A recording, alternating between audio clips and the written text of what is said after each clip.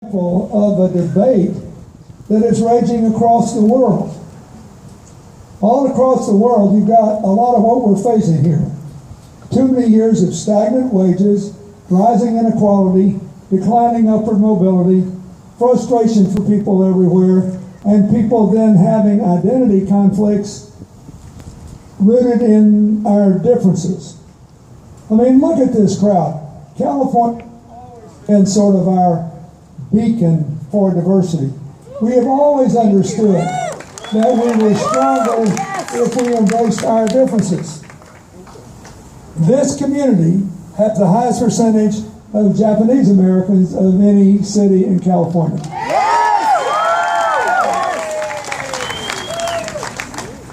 It's hard to remember now, but leading up to and after World War II, a lot of our fellow citizens who were Japanese were interned in camps.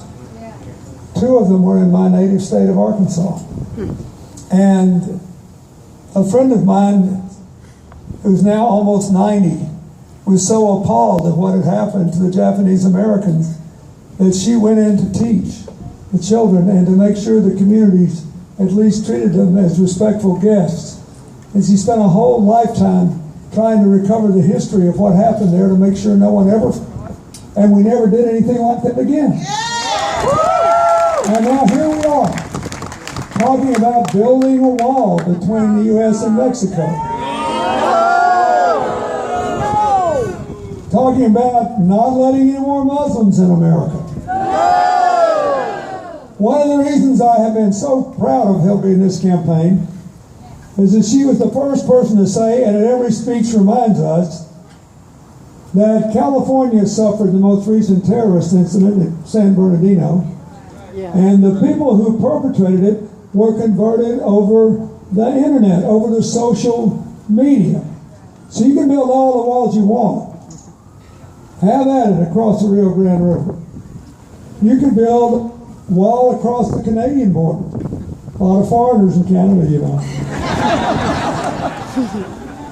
You can build a seawall across the Pacific. Now we're in a recession. Then you can build your seawall across the Atlantic. We're verging on a full-scale depression. Then you send the Navy to the Gulf of Mexico to block everybody out. Oh, we have to send all the airplanes. Get the Air Force up in the sky. You still can't keep the social media. Which is why Hillary said, embrace our diversity and tell people that ought to be the model. We need Muslims who love freedom and hate terror to help us win the battle of hearts and minds over the social media that we can do together. All over the world, people are looking. What are we going to do? Yes, everybody has virtually faced in every country stagnant wages, rising inequality, declining upward mobility. What are we going to do about it? Can we do something about it? When someone says make America great again, you know what that means? That's a code phrase. It means, okay, we can't do much about it, so I'll go back to where it used to be, and you and your crowd will get a bigger piece of a static pie. You really want to spend on modern infrastructure, in transportation, in water pipes so no children have elevated blood levels in their blood from rusty pipes. If we put up 500 million solar panels in 4 years and the rest of America learns, they may not be as sunny as California, but they can do as well with cheap, clean energy that liberates us from climate change and puts America to work. If we bring back modern manufacturing jobs that you can do anywhere in the world, because labor costs are not the factor anymore that transportation materials and energy are. You give us cheap, clean energy, and you give us a skilled workforce, we can save the transportation costs. We got the biggest market in the world. We can make anything in America. And we have to remember that we're still, in the end, a small business country. 2/3 of our jobs come from the kind of people you see every day on the street in Torrance. And the United States has a law that I enforce vigorously called the Community Reinvestment Act. We lost a lot of that in the crash.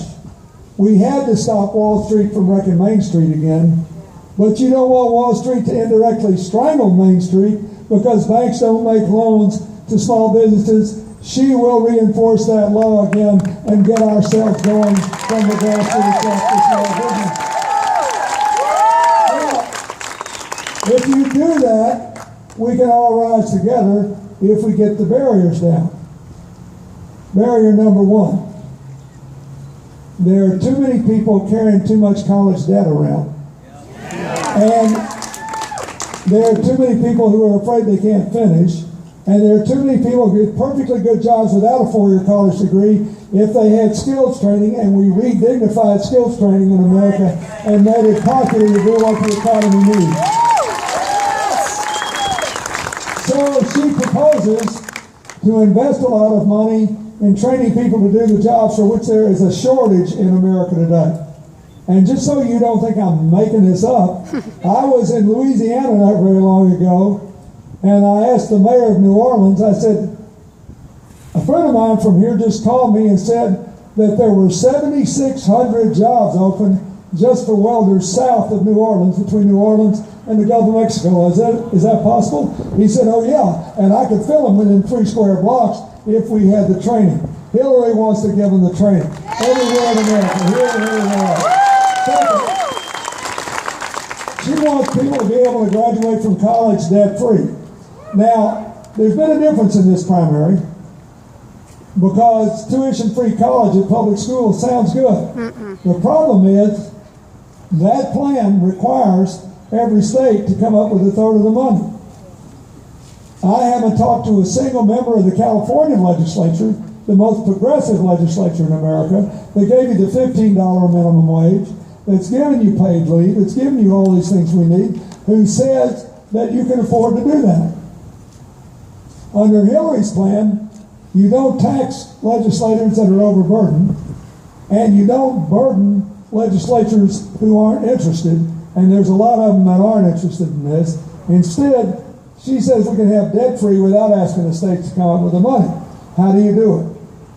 First, you include more than public schools. You include historically black colleges and universities, small private schools that are dealing with people from working class families, first and second generation immigrants. You give everybody who needs free tuition, free tuition. The ones who need more, you give more with a Pell Grant increase. The ones who are kind of caught in the middle and can't pay the whole way, you give 10 hours a week free. That's the most important thing. Then, that's all the big question now is, what about people who've got debt they've already run up? How many of you know somebody like that? Raise your hand. Look at this.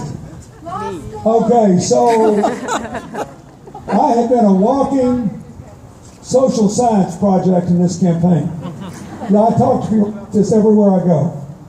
And I'll just give you an example. A couple weeks ago, I went up to this little town north of where Hillary and I live, and I bought a pair of jeans from a lady I know because I knew she had a child who was finishing one of our state universities in New York.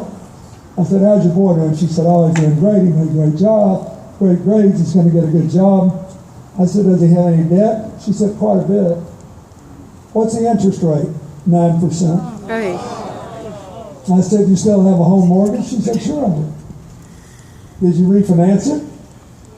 She said, of course. What's your interest rate? Under 4. So the first thing is, we need to know this. A college loan is the only loan in the entire United States that you cannot refinance. Hillary says, let's let everybody refinance, and 25 million young Americans would save an average of $2,000 overnight, and the more they owe, the more they would save. That could help everybody right away.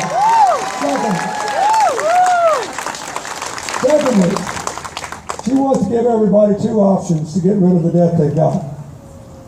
One is if they have a debt anywhere around the national average, which is approximately, is now up to about $25,000, 24,500 to 25,000. So her numbers were done 15 months ago, but you get the idea. Her plan would allow any young American who's willing to do 2 years in an AmeriCorps National Service Program and then come home and do 1 year of any kind of public service related work. That is, you can work in a drug treatment center, you can work as a firefighter, you can work as a teacher's aide, anything that's public service related, you do that, you get over and above your pay $23,500 totally tax-free to throw against the debt and get rid of it. Now, if you don't want to do that, or you can't, you have the other option. You can turn your college debt into a mortgage like your home mortgage. And let me explain what I mean by that.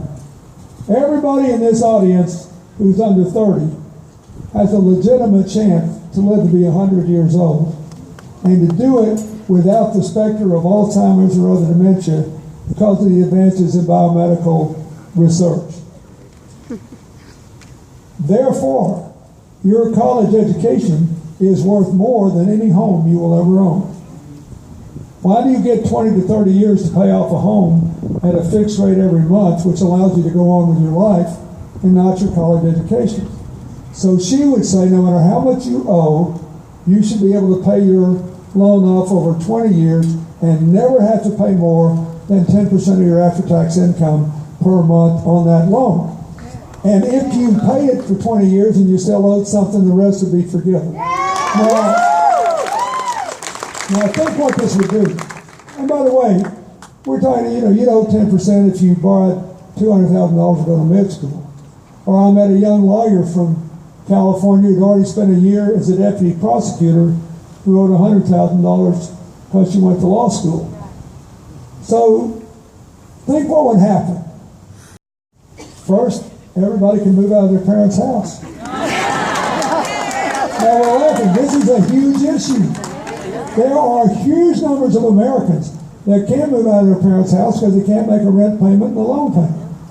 Second, if you had a job you'd like to take because you love the work, but it pays less than the one you got, you can't do it today because you wouldn't be able to make the loan payment.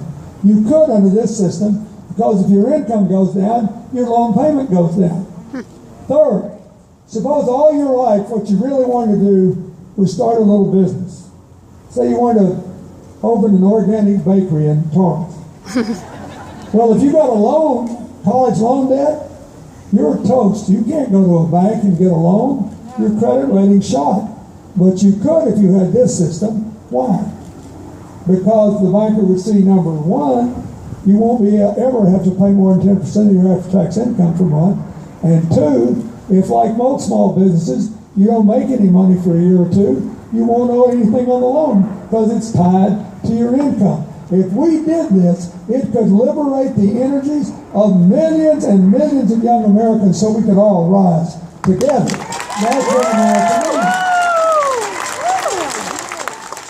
Second thing we need to do is quit playing politics with immigration reform and pass a comprehensive immigration reform act. There are 11.5 million of our fellow citizens, are people that share this, undocumented American people, living with about 5 million people who are here either with full documentation or full citizenship, that every day's life is a question of what happens to DACA and DAPA. Will the kids be kicked out of school? Will the families be divided? Will all these things happen? This is crazy. Look at you. We have the youngest, most diverse workforce of any big economy in the world. It is a priceless asset. Why are we debasing our best asset instead of enhancing it? That is what we should be doing, and it will be a top priority for Hillary to pass that. I can tell you.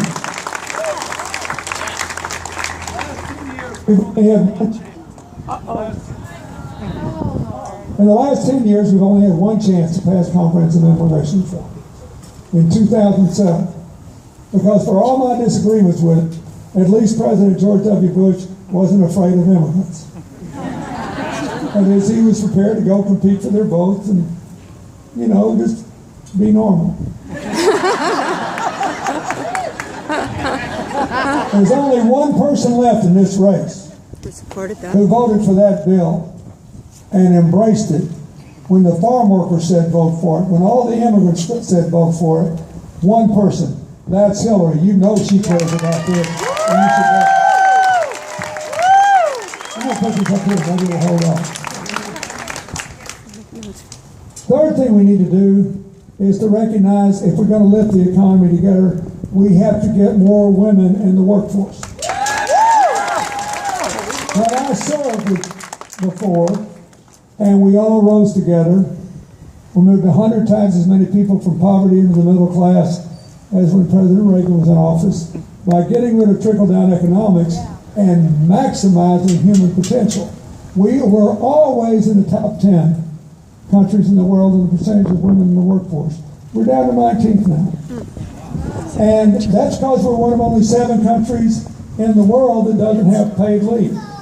So Hillary wants paid leave, equal pay, and affordable child care, and that every man in America should be for it because it will enable the economy to grow faster. We can all rise together. Now, there are a lot of other discrete populations that need to be part of our economy. There are too many young people in prison for too long for nonviolent offenses. They need to be let out so they can go to work and contribute to our future, but you can't just open the doors. You have to give education, training, job placement, and there has to be a guarantee that they can't be discriminated against so they can start again and America can start again so they can all rise together. It's a scandal that the veterans' unemployment rate is still higher than the national average, even though virtually every veteran that gets out of the service is trained to do something at a high level that is needed in the American economy. One big reason is we fought 2 wars at the same time, we had too many deployments, and too many of these veterans come home with post-traumatic stress syndrome, which manifests itself sometime in their first year on the job. Hillary says we need a sweeping, comprehensive national effort to establish a community-based mental health system that will help us not only fight the prescription drug and heroin epidemic, but deal with the veterans' challenges so we can all rise together.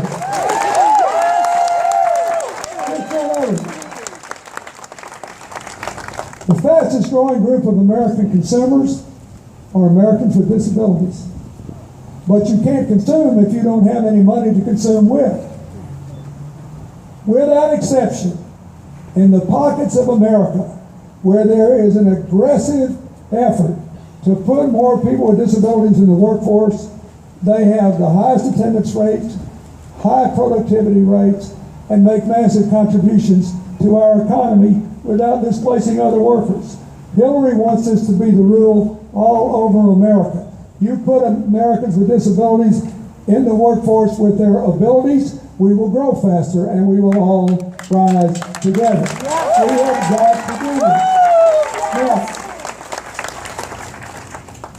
if we do this, we can have shared prosperity. If we emphasize our science and technology, if we lead the world to clean energy, you can do all this. But we're threatened by 2 things. And these 2 factors may be the most important reason that you should vote for, especially Tuesday. There are 2 things that can derail the potential I see in this crowd from leading the world to a whole new era of peace and prosperity. One is continued political gridlock in Washington.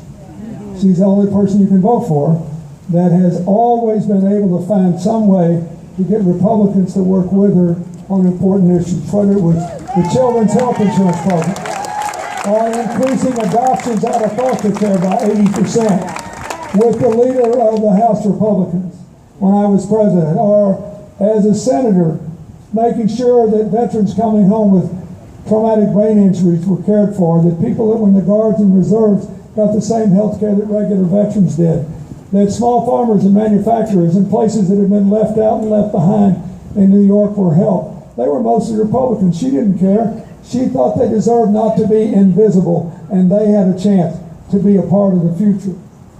When I was helping Hillary run for re-election as senator from New York, we had what in New York was a big event.